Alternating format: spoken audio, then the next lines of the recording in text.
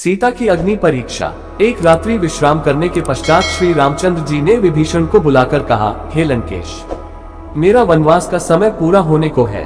अब मेरा मन भरत से मिलने के लिए उद्विग्न हो रहा है। वे मुझे स्मरण करके दुखी हो रहे होंगे, इसलिए तुम ऐसा प्रबंध करो कि हम शीघ्र अयोध्या पहुंच जाएं। यह सुनकर विभीषण ने कहा, हे प्रभु, आप चिंता न करें, मैं एक ही दिन में आपको अयोध्यापुरी पहुंचा दूंगा।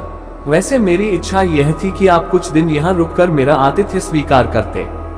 जब श्री रामचंद्र जी ने वहां ठहरने में अपनी असमर्थता दिखाई तो विभीषण ने तत्काल पुष्पक विमान मंगाया, जो स्वर्ण से बना हुआ और नाना प्रकार के रत्नों से सुसज्जित था। रामचंद्र जी सब वानरों का उनके द्वारा की गई सहायता के लिए आभार प्रकट करके सीता और लक्ष्मण के साथ विमान पर सवार हुए। सुग्रीव सहित सब वानरों और विभीषण ने भी उनके साथ अयोध्या चलने का आग्रह किया तो उन्होंने कृपा करके सबको उसी विमान पर अपने साथ ले लिया। विमान आकाश में उड़ने लगा। रामचंद्र सीता को लंका, सागर, सुवर्ण पर्वत, हिरण्यनाभ, सेतुबंध, किष्किंधा नगरी को दिखाकर उनका महत्व बताने लगे। बीच बीच में सीता हरण के पश्चात की घटनाओं का भी विशद वर्णन करते जाते थे। जब विमान किष्किंधा नगरी पहुंचा तो वैदेही ने सुग्रीव की भार्या तारा आदि को भी अपने साथ अयोध्या ले चलने का आग्रह किया।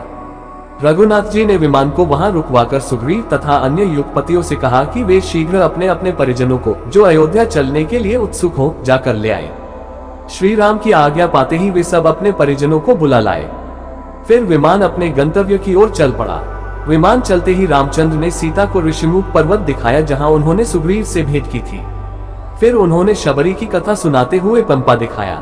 जटायु के मरने का स्थान, महात्मा सुतीक्ष्ण तथा शरभ के आश्रम, श्रृंगवेपुर आदि दिखाते हुए भरद्वाज मुनि के आश्रम पर पहुंचे। वहां उन्होंने विमान उतारा। भरद्वाज मुनि के आश्रम में पहुंचकर उन्होंने मुनि को सादर प्रणाम किया और कुशलक्षेम के पश्चात अयोध्यापुरी, भरत तथा माताओं के विषय में सूचनाएं प्राप्त की। फिर उन्होंने हनुमान से कहा, वानरराज, मैं चाहता हूं कि मेरे अयोध्या पहुंचने से पहले तुम अयोध्या जाकर पता लगाओ कि राजभवन में सब कुशल से तो है। तुम श्रृंगवेपुर पहुंचकर वनवासी निषादराज से भी भेंट करो, उनसे तुम्हें अयोध्या का मार्ग भी ज्ञात हो जाएगा। भरत से मिलकर उन्हें हमारा कुशल समाचार देना और यहाँ हुई समस्त घटनाओं से उन्हें अवगत कराना। उन्हें यह भी बता देना कि हम लोग सफल मनोरथ होकर राक्षस राज विभीषण, वानरराज सुग्रीव तथा अन्य मित्रों के साथ प्रयागराज तक आ पहुंचे हैं।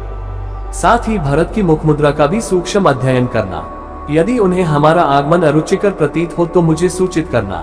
ऐसी दशा में हम अयोध्या से दूर रहकर तपस्वी जीवन व्यतीत करेंगे। तुम शीघ्र जाकर उन्हें सब बातों की सूचना दो। प्रभु की आज्ञा पाकर हनुमान मनुष्य का रूप धारण कर तीव्र गति से अयोध्या की ओर चल पड़े।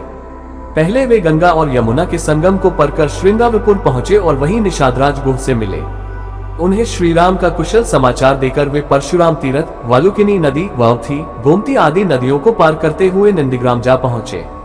अयोध्या से 1 कोस की दूरी पर उन्होंने चीर वस्त्र और काला मृग चर्म धारण किए हुए दुर्बल भरत को देखा। वे तपस्यारत ब्रह्मर्षि के सदृश दिखाई दे रहे थे। भरत जी के पास पहुंचकर पवन पुत्र हनुमान ने दोनों हाथ जोड़कर उनसे निवेदन किया, देव, श्री रघुनाथ जी ने आपको अपना कुशल समाचार कहलाया है और आपका कुशल समाचार पूछा है। आप इस अत्यंत दारुण शोक का परित्याग करें। आप शीघ्र ही श्री राम से मिलेंगे। यह शुभ समाचार सुनकर भरत का हृदय हर्ष से भर उठा। उन्होंने बड़े उत्साह से पवन पुत्र को प्रेमपूर्वक अपने हृदय से लगा लिया और बोले, भैया, तुमने जो मुझे यह प्रिय संवाद सुनाया है, इसके बदले में मैं तुम्हें क्या दूं? मुझे कोई ऐसी वस्तु दिखाई नहीं देती जो तुम्हारी इस शुभ सूचना का उचित उपहार हो सके। फिर भी मैं तुम्हें इसके लिए 100 उत्तम गांव, 1 लाख गौएं और उत्तम आचार वाली स्वर्ण, रत्न तथा आभूषणों से सुसज्जित 16 कुलीन कुमारी कन्याएं पत्नी रूप में समर्पित करता हूँ। फिर बोले, सौम्य, मुझे यह बताओ कि श्री रघुनाथ जी का और वानरों का मेल मिलाप कैसे हुआ?